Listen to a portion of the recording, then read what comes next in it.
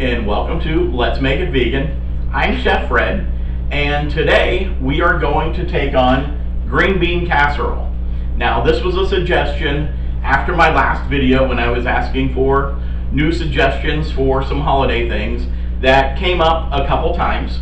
So I thought this was a good thing to feature because we all know going into the holidays that it's time for visiting family and get-togethers, and it's not always a great time when you're a vegan to go out visiting and different things because you know there's going to be a limited selection of things for you to eat. So one of the great things about some of the next videos I'm going to be doing for the holidays is it's something that you can share with your friends as far as some ideas and some ways to make something for everyone, but is still also suitable for us vegans. So this is a great thing if you're going to a holiday event or a dinner party or a holiday party and you're asked to bring something and you want it to be something friendly to everyone's diet, or if you're in a family and you're looking for something for them to be able to provide, it's a good thing to maybe suggest some of the videos that I'm going to be doing over the next couple weeks, like this one. It's a very easy to do transformation from a normal kind of holiday food to a vegan food without getting into making seitan or anything crazy. So what we're going to do is our vegan version of green bean casserole. Now, to me, the main thing of green bean casserole, other than the green beans, is the base. And what we're going to do is create a very good, hearty cream of mushroom soup. So that's going to be the main thing. So you can take just part of this video, and if you want to make a great cream of mushroom soup for other recipes or just for a great cream of mushroom soup, use the base of this, go right ahead, because that's really the main thing that we're going to do is create a really good mushroom soup. I've got oyster mushrooms here, and this was a package of a couple of pounds of oyster mushrooms. Now, they don't have to be wonderful perfect because we're going to bust these up and break them up into smaller bite-sized pieces. So a lot of times they'll come in some nice clusters this way. If they aren't real perfect, as long as they're fresh and springy and full of moisture, they're good and ready to go. So oyster mushrooms, definitely, if you're in your normal grocery store and all you can find are the regular white mushrooms or creminis or even the already sliced mushrooms, go right ahead and use those. That's not a big deal. Whatever the easiest thing, just get your hand on some mushrooms. Like I said, if they're the sliced ones, just toss them in. You're ready to go. If they're the whole ones, toss them up into bite-sized pieces. If you have any kind of experience with mushrooms, these guys cook down a lot smaller than what they actually are, so the sliced ones will be really good. As far as the flavorings in there, I have a couple of diced shallots. Now, if you're not familiar with shallots, it's basically, I define a shallot as kind of a cross between garlic and regular onion. It's a little more bite than regular onion, but not as much bite as garlic. So if you don't have shallots, do a couple cloves of garlic and a small regular old onion and you'll come out with the same thing. I just wanted to kind of bring into the recipe something different that we might not be used to, but these are usually available at your main grocery stores. So I did basically 2 of these guys and just kind of minced up small. As far as our green beans, I have a pound of green beans that we basically purchased. Just got the stem end cut off of these guys and cut into more bite-sized pieces. This is just 1 pound. The version I'm doing today isn't going to be for a great big kind of thing that you're going to be taking to several people. Doing this recipe, I do these guys for you, but this is also what we're going to be eating tonight, so I didn't want to make a huge thing for just my wife and I. So just doing a pound of the green beans for us, and this will be part of our dinner tonight. So this will be a little bit smaller version, depending on, as far as I do, depending on the size of your crowd, you're going to want to go ahead and make this as big or as small as you need to. Also with this, as far as making the base for our cream of mushroom soup, you need a good plant-based milk, something I would say with no sugar added and that's very plain. No sugar, no vanilla, something plain. This oat yeah stuff is really great for cooking, creating creams, cream soups, those kind of things. But truthfully, it's not the greatest kind of thing to drink or put in your breakfast cereal, that kind of thing. So that's what makes it wonderful for what we're doing with this today. So, and also as far as the topping, everybody likes the crispy onions as far as the topping, and there's a couple different versions on, brands of these guys out there, but any kind of crispy onions. If you're being ambitious, you could do the crispy onions yourself, just thinly sliced onions, a little bit of flour over them, deep fried till they get crispy. Go right ahead. For me, in order to show you kind of the easiest way to go about this, I'm going to go ahead and use the ready-made onions. If you just want to get some regular cut green beans that are frozen and use those, go ahead. And you can even go ahead and use canned green beans if you want to.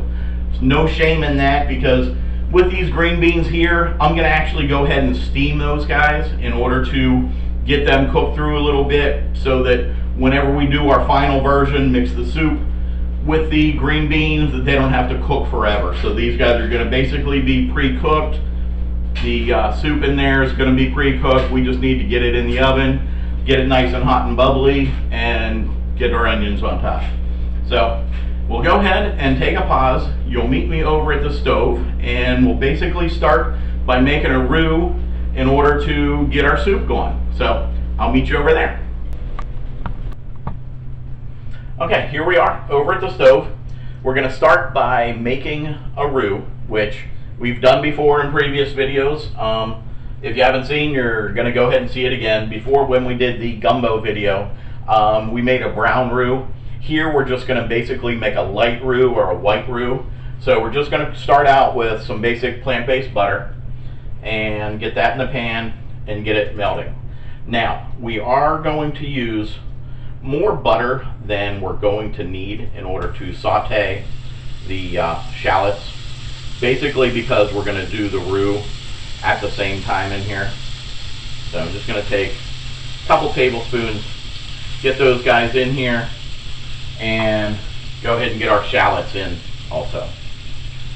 Like I said, these are about 2 shallots, minced up small, and that's just going to bring on some flavor into just our base. Once these guys get in here and just get going a little soft, just for a couple minutes, what we're going to do is add some regular old white flour. Ours is a organic white flour, unbleached. You can use any flour that you like. If you want to do this in a way that is going to be gluten-free, as I pointed out before, one of the things that you can do is either use a gluten-free flour. You can use a rice flour, or something similar that is gluten-free. Or what you can do is, toward the end of when we're making our basically mushroom soup, while it's still there thin in the milk and mushroom mixture, you can thicken it up with a slurry of cornstarch. So those are some options that you can do in order to make this gluten-free.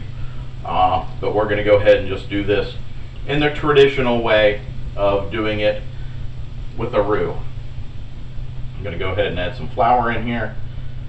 That's maybe about, I don't know, 1/3 of a cup, maybe a little more. We'll get that in there, just mixed up. And picking up the moisture of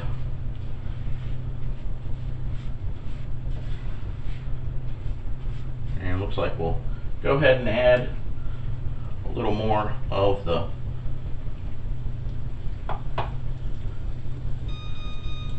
butter there, get this up a little bit higher, and get these guys all going. And you've got your shallots mixed in with your roux here. And so this is all just basically going to go in and create a base for your soup so that you can start getting your thickening agent in here. So as you see, this is just a plain old roux, flour and butter that's going to be used to thicken our soup.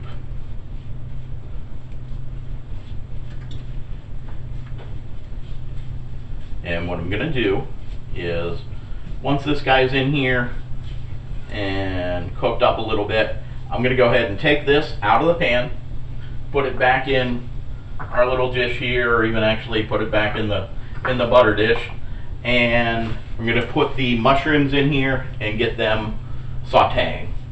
I want to saute the mushrooms in some olive oil just in order to make sure that they're cooked, render out a bit of their moisture. I don't want to do the mushrooms just directly in all of the cream sauce, because we won't know how much moisture these guys are going to give off. So we do want to go ahead and cook the mushrooms a little bit at first in order to get them going. So I'm going to go ahead and get some of the roux, or all of the roux, out of here and into this butter dish. Then we'll just use the same pan to do our mushroom saute. And if there's a little bit left in here, that's okay. It's all coming back together here in the end. So I'm going to go ahead and get some olive oil in here. And while that's warming up, I'm going to go ahead and get our mushrooms. And like I said, you don't have to go through a big process of chopping these up or doing anything pretty. We're just going to actually bust these up, tear them apart with our hands. We're going to have some random sizes, which is good. Anything that's big, kind of just tear it down a little bit so that we've got some smaller pieces. And like I said, if you ever cooked with mushrooms, these guys are going to cook down to a fairly small bits and pieces, but you do want some stuff in there. You don't want it kind of minced up. You want some, a little more substantial pieces in there in order to just to get you, some more bites of stuff in with your green beans. If you aren't a big fan of mushrooms, you can put in less, but I think you need at least the base taste. And these just got a little bit of a base to one of the mushrooms there. Just going to throw that out. And these guys, some of these bigger ones, we're just going to tear them, get them going in here. And like I said, this is a couple pounds, but it's going to be not too much in the end.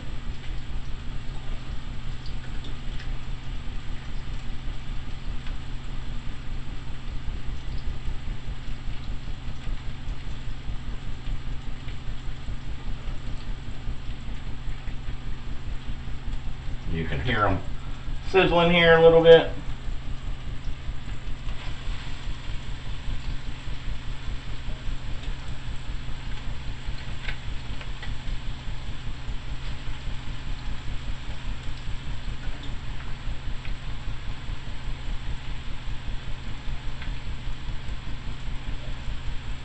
And some small ones that were down at the bottom. And we'll just get all the nice little pieces down there. So there we go. We got these guys sauteing. And we're just going to get the moisture rendered out a little more on these guys and get them cooked down. And what we'll do is, these will take a couple minutes, so I'll take a break, We'll come back when these are ready and we'll start adding our milk and thickening agents, some seasonings, and we'll meet you in a couple minutes. Alright, here we are back. Same place, I didn't go anywhere. We've got our mushrooms that are basically just cooked down a little bit of browning for some coloration, a little bit of caramelization in order to get some flavor in there.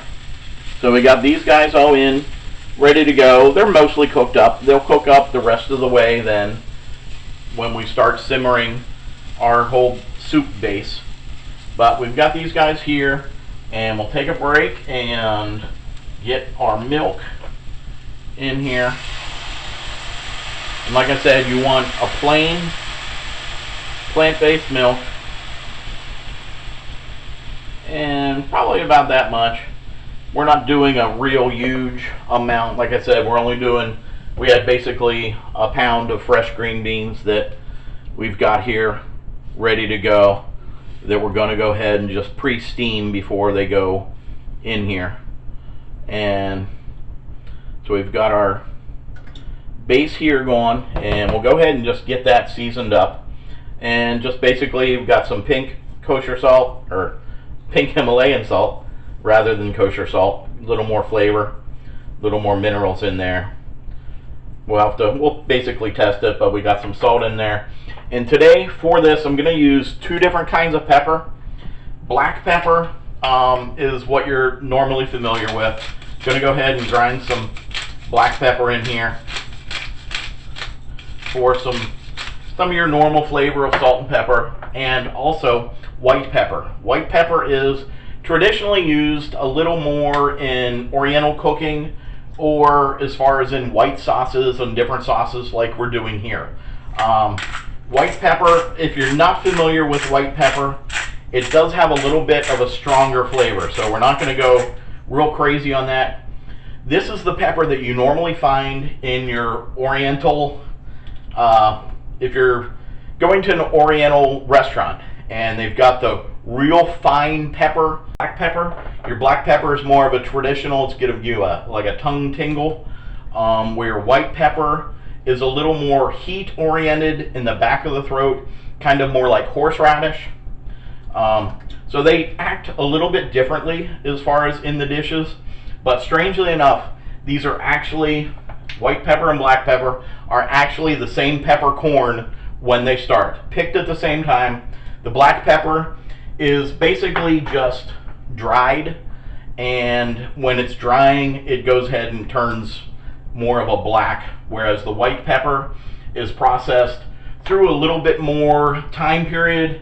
Normally, if you look at them, the black peppers are kind of like shriveled up and dried, where these guys are just a little more hard and stay white. But strange thing, they're actually the same animal, and they definitely taste a little bit differently. So we've got both of them in here getting ready to go. We've got our milk coming up to temperature, and what I'm going to do is, as that's coming up to temperature, go ahead and start adding in some of our roux. And we're going to do this a little bit at a time in order to get it incorporated. Now, one of the things you want to do is, if you're familiar with your normal regular green bean casserole, you're going to be working with a condensed soup from a can, probably, in order to put this together. So we are looking for a fairly thick consistency in our mushroom soup sauce goo thing that we've got going on here. But as you see, just as we're sitting here getting this going, this is definitely getting thicker as we go. And we're going to add either however much roux that we want in order to get the consistency, and however much of the milk we want in order to get the quantity that we're going to need. And this is the casserole dish that I got out, that we've got right here.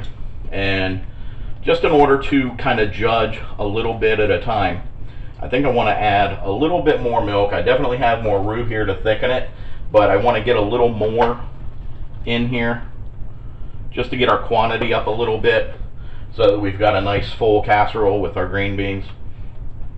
So that's one of the reasons why I don't give you specific amounts of things. I don't know how much how many people you're cooking for, or, how things are going to react with the different amount of heats you're using and things like that. So, I think giving exact quantities and recipes is a bit misleading, especially in things like baking, where the moisture of your surroundings and the flour and stuff like that are definitely going to change how things react. What you're looking for is really just the consistency of what it is you're looking at. So, we've added the milk here and we're back to a little bit thinner. I want it a little thicker than that. So we're going to go ahead and add a little bit more of our roux and get that in there. And remember, our roux also had our chopped shallots in there, so that's bringing a little more flavor in. And in the end, it's going to balance out and create the flavor that we're looking for in this guy. And once we get this up to a nice consistency, and you can see the mushrooms in there. All that mushrooms that we had at the beginning, it looked like a lot. It's really not too much. We've got some bigger chunks and some smaller ones.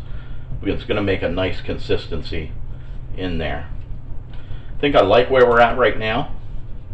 I'm just going to go ahead and let that go ahead and simmer for a couple minutes on a lot lower.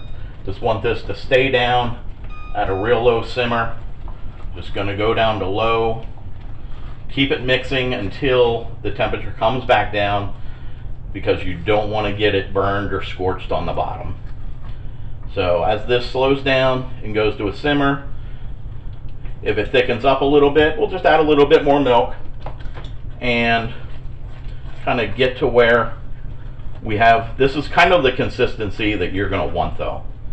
Right there where it's kind of, fairly thick like that. That's what we're looking for. So we're going to go ahead and stop here. I'm going to let this guy simmer a little bit. We'll get our green beans cooked. I'm going to steam them.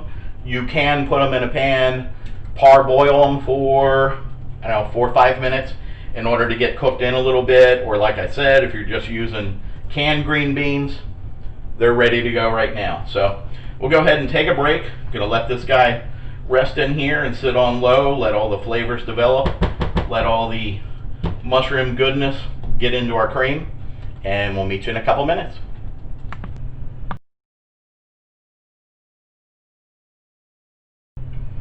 Okay, so we're back. We've had our mushroom soup base going here for a couple minutes. It's off, just keeping warm. Got our green beans I had in the steamer for about 6 minutes. So these guys are ready to go. And all I'm going to do is go ahead and just get our green beans down into our mushroom soup mix. Got a couple staying in there. And I'm just going to go ahead and get this mixed up, get them all incorporated even in here. And these guys are not 100% cooked through. There's still a little bit of bite to them, kind of al dente. But they're going to go ahead and finish as they're in the oven. And once we get that all mixed up, we've got something that looks pretty darn much like a green bean casserole. So we'll get this guy into our casserole dish, and hopefully we've got enough room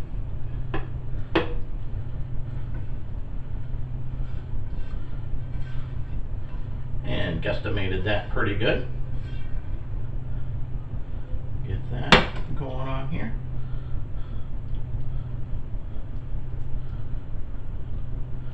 Got that evened out. And now all we got to do is get our little French fried onions on this guy. And I like a lot of these, so this whole bag's going to go on here one way or another. I'm just going to go ahead and dump them on, and then we'll spread them out a little bit.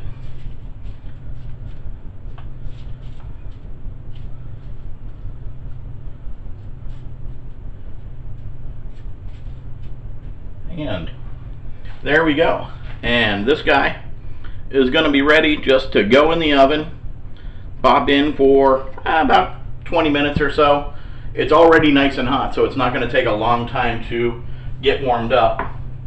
So we'll come back.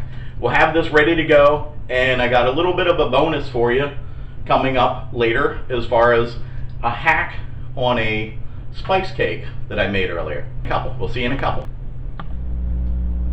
Okay, here we are, guys. Our green bean casserole is out of the oven. Had it in the oven about 20 minutes.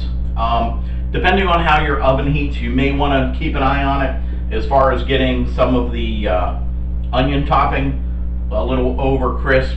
Apparently my oven had a lot of heat going on there, so some of them got a little bit dark, so I sprinkled on some other fresh ones so that it didn't look so dark on the top. But they're just good and toasty, not really burnt or anything, but just for visual effect. So we got our green beans here. I first wanted to take a little detour and talk about a little something that I did earlier today. I wasn't planning on talking about it on here, but it worked out so well and became so tasty and easy to do. I just wanted to go over it real briefly for you. This is a quick little hack on using store-bought cake mix and some things you might have left over in your pantry, on your counter, ready to go. Basically what I did is I made a spice cake, specifically a pear spice cake, just using a store-bought white cake mix. That just, check your different brands. Some may or may not be vegan. This one happened to be a vegan white cake mix. And I've done things with regular cake mixes before, using different things like applesauce and things like that in order to add the moisture and just, doing a regular cake. I was thinking about doing a spice cake. It's, here we are, it's fall time, a little bit of a cloudy day, so I wanted to kind of do a little bit something more fall oriented. So what I basically did was I had some leftover pears from my Misfits Market box that we had just sitting in a bowl on the counter, and they were getting a bit overripe. I mean, not to where they were rotten or anything, but to where if you went to bite into it, you would just have juice all over you, like really ripe pear. So I had 4 of them. Basically just cut them off of the core, put them in the food processor, and ground it up, and made kind of like similar to an applesauce, but with just fresh, ripe pears. Used 4 of them in the food processor, ground it up, not to any kind of puree or anything, more like an applesauce.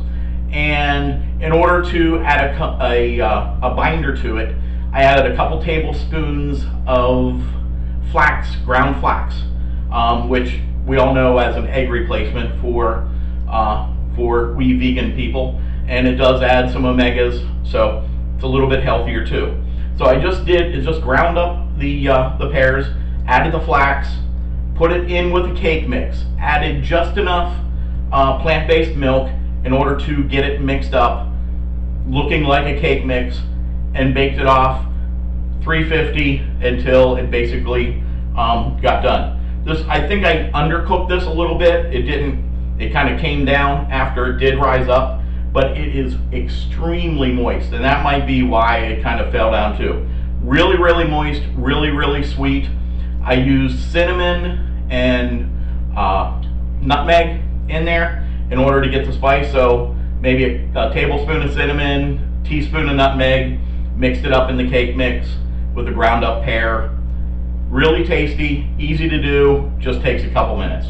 So just wanted to throw that in, a little bonus for you. So back to our green bean casserole. Had this in the oven, like I said, about 20 minutes. It's ready to go. We're going to go ahead and get some spooned out here so we can see what it looks like. And of course, nice and gooey and green beany, and still steaming hot.